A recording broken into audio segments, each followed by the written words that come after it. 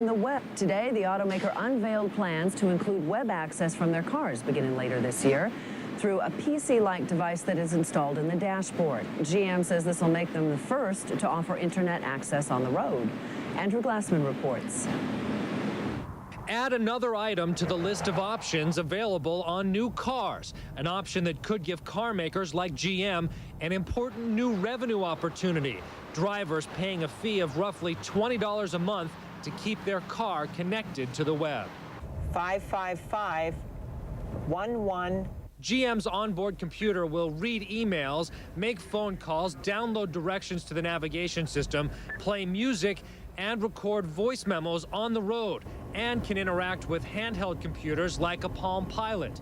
This builds on their OnStar roadside assistance and concierge service, but with the onboard computing, the car is now seen as yet another internet appliance.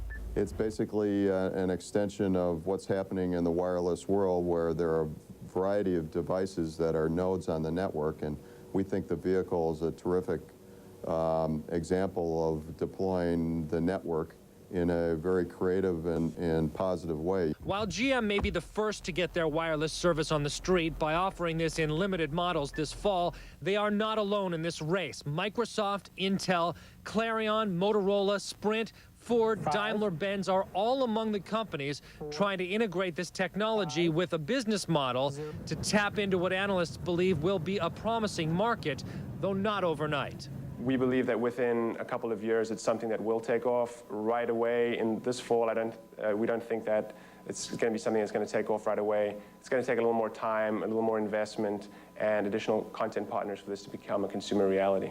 Addressing safety concerns, GM says the commands are voice activated to keep the driver's hands on the wheel, and text messages only appear when the car is stopped to keep eyes on the road. GM is already forecast to generate $1 billion in 2002 from OnStar. Add their new car web plans to the company's DirecTV satellite service. GM says they're moving toward becoming a subscriber-based service company. Very quickly, we're ramping up to be the most connected car company in the world. The pressure on automakers, as one GM analyst recently wrote, either Detroit will build these car computers or they'll be building a $1 piece of plastic right next to the cup holder where drivers will be putting someone else's device. Again, Sue, GM says this will be in some models this fall. Yeah, and which models? I mean, is it targeted more towards the affluent consumer, as a lot of those luxury goods are?